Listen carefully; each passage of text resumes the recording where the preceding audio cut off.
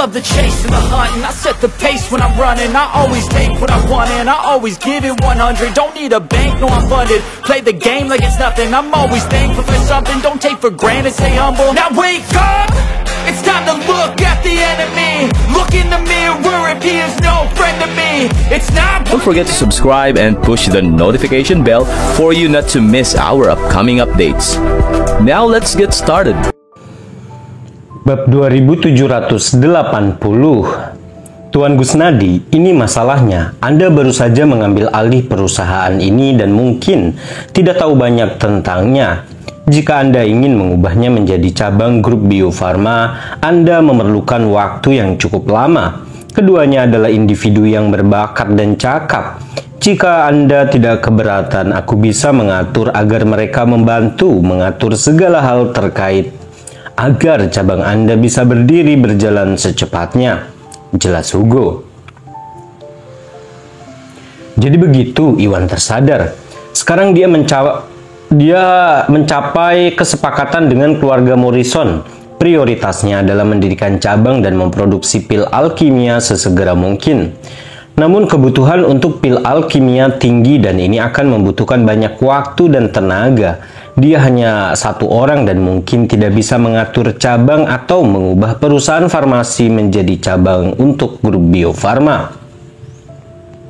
Hugo cukup perhatian untuk mempertimbangkan perjuangannya dan bahkan mengatur dua orang berbakat untuk mengelola cabang baru. Ini bekerja dengan sempurna untuk Iwan dan dia tidak bisa meminta lebih. Selain itu, ia juga merekrut pramuniaga Harley sebagai wakil presiden. Dengan mereka bertiga mengelola cabang, dia bisa fokus memproduksi pil alkimia sebagai persiapan penjualan. Tuan Morrison, terima kasih, kata Iwan sambil tersenyum. Tiba-tiba Iwan teringat sesuatu. Tuan Morrison, ada hal lain yang saya perlukan, katanya ragu-ragu. Apa itu? Hugo bertanya. Saya memiliki dua perusahaan atas nama saya. Satu adalah grup Bio Farma dan satu lagi bernama Mustika Ratu Group. Itu adalah perusahaan kosmetik. Saya datang tidak hanya untuk mendirikan cabang untuk grup Bio Farma, tetapi juga satu untuk Mustika Ratu Group. Jika memungkinkan, saya membutuhkan keluarga Morrison membantu untuk mengakuisisi perusahaan kosmetik juga, kata Iwan. Dia tahu bahwa dia tidak memiliki koneksi di wilayah barat dan akan sangat sulit untuk mengakuisisi perusahaan kosmetik. Namun hal berbeda akan terjadi pada keluarga Morrison. Sebagai pemimpin dari semua keluarga di wilayah barat, keluarga Morrison memiliki jaringan yang luas di wilayah barat dan mereka dapat dengan mudah memperoleh perusahaan kosmetik. Ini akan sangat menyelamatkannya dari masalah. Tentu saja tidak masalah, Hugo langsung menyetujuinya. Permintaan Iwan sederhana dan tidak ada alasan dia harus menolak. Baiklah, terima kasih sebelumnya. Jika keluarga Morrison menyelesaikan ini, aku akan menambah porsi keuntungan untuk keluarga Morrison. Mari kita jadikan 25%. Bab 2781. Apa, Tuan Gusnadi? Apakah Anda serius? Apakah Anda bersedia menambah porsinya 25%?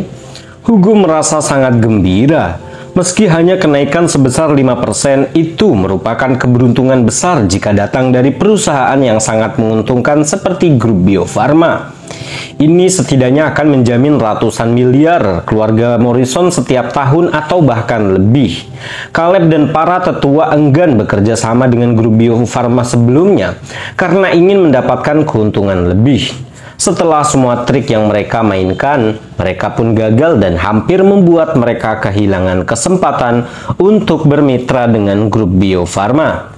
Namun Iwan kini bersedia meningkatkan porsinya menjadi 25% dan ini mengejutkan Hugo.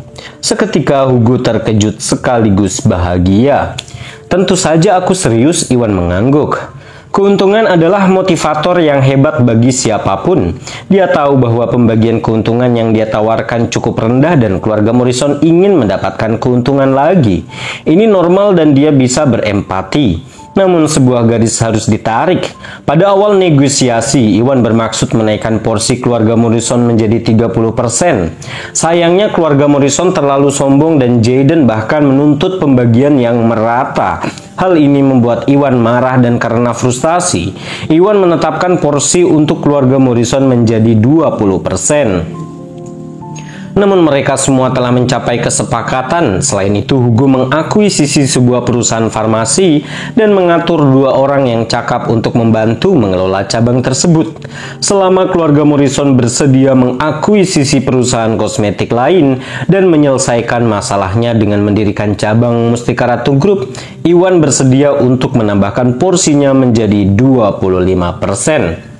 Tentu Tuan Gusnadi, saya akan berterima kasih atas nama keluarga Morrison, Hugo berkata sambil tersenyum. Meskipun ada syarat dalam usulan Iwan, itu adalah permintaan sederhana. Mengingat kekuatan keluarga Morrison, mereka dapat dengan mudah untuk mengakuisisi perusahaan kosmetik untuk Iwan.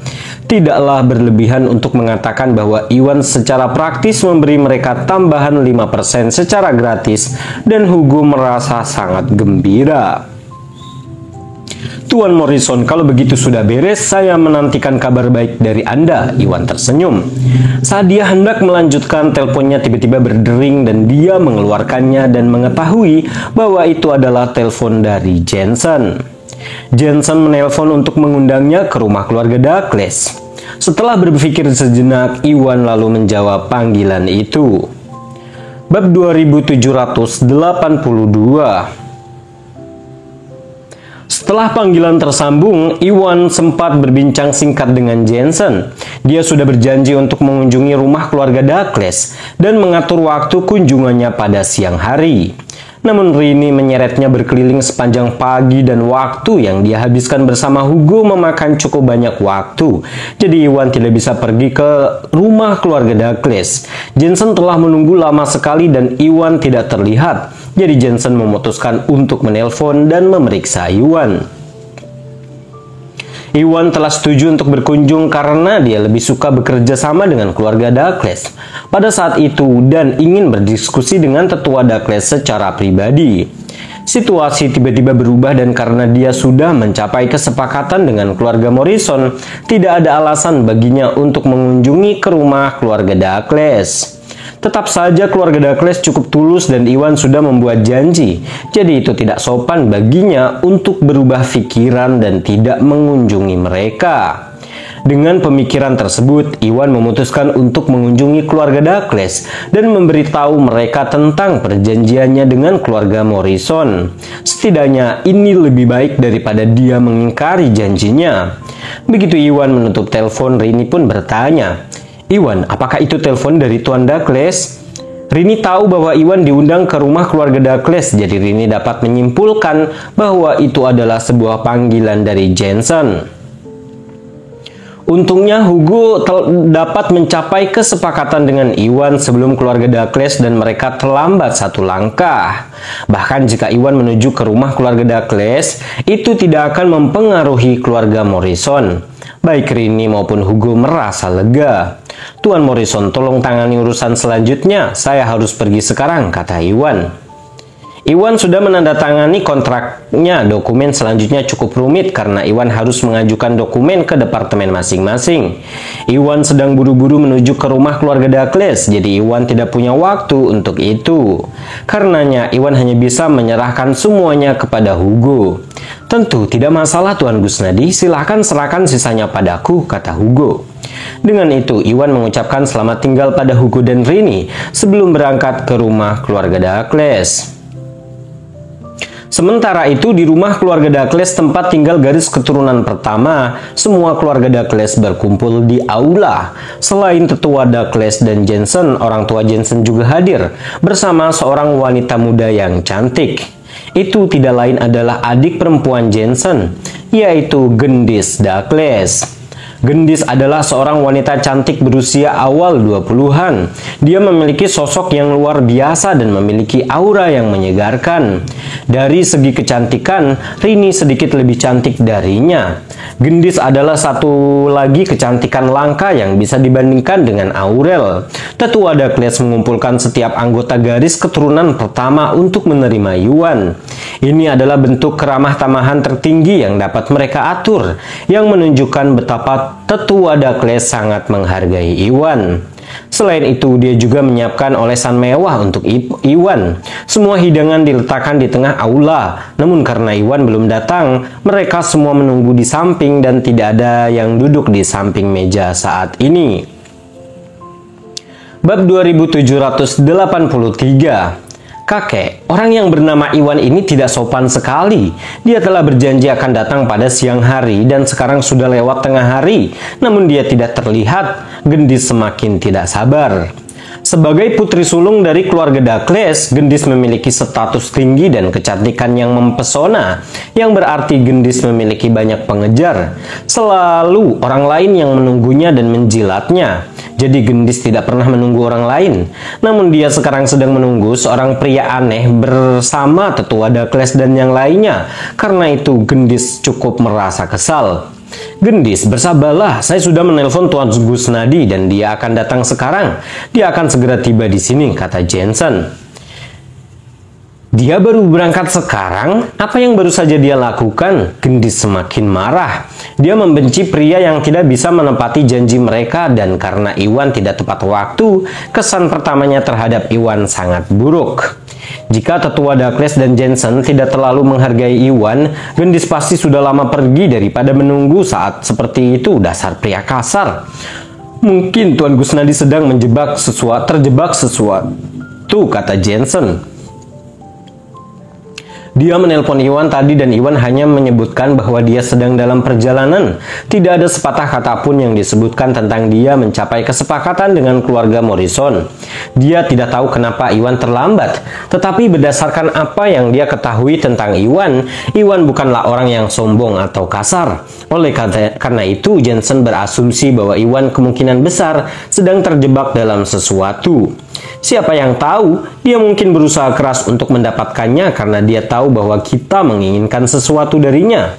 Dia sedang berusaha menjalankan wewenangnya di sini. Gendis berkata dengan marah. Gendis sudah mendengar kabar dari Tetua Dakles dan Jensen bahwa keluarga Dakles ingin bekerja sama dengan Iwan dan Iwan adalah ketua grup Bio Farma. Iwan terlambat menghadiri pertemuannya dengan keluarga Dakles dan dia berasumsi bahwa dia berusaha memanipulasi keluarga Dakles secara emosional sehingga dia bisa mendapatkan keuntungan lebih banyak dari kesepakatan itu. Ada banyak dunia bisnis yang licik dan dia berasumsi bahwa Iwan adalah salah satunya. Orang yang tercela. Dia tidak bisa memikirkan alasan lain mengapa dia terlambat. Gendis, cukup dengan omong kosongmu. Tuan Gusnadi adalah pria yang berakal sehat. Mengingat usianya, dia sangat berbakat dan tidak mungkin menjadi tipe orang yang kamu bayangkan. Tetua Dakles menegur. Aku, Gendis ingin membantah tetapi tidak berani menentang Tetua Dakles. Dia hanya bisa menelan kata-katanya tetapi tetap saja merasa kesal. Jelas kesal karena Tetua Dakles memuji Iwan. Dia tidak tahu banyak tentangnya dan hanya mendengar dari Jensen bahwa Iwan adalah ketua sebuah perusahaan farmasi. Dia tidak tahu bagaimana caranya pil alkimia Iwan yang kuat. Dia juga tidak menyadari bahwa Iwan sudah ada di tahap yang muna meskipun usianya masih muda. Membuatnya jauh lebih kuat daripada orang-orang seperti Hugo dan Felton. Jika dia mengetahui semua ini, dia akan mengerti mengapa tetua keluarga Dakles sangat memuji Iwan.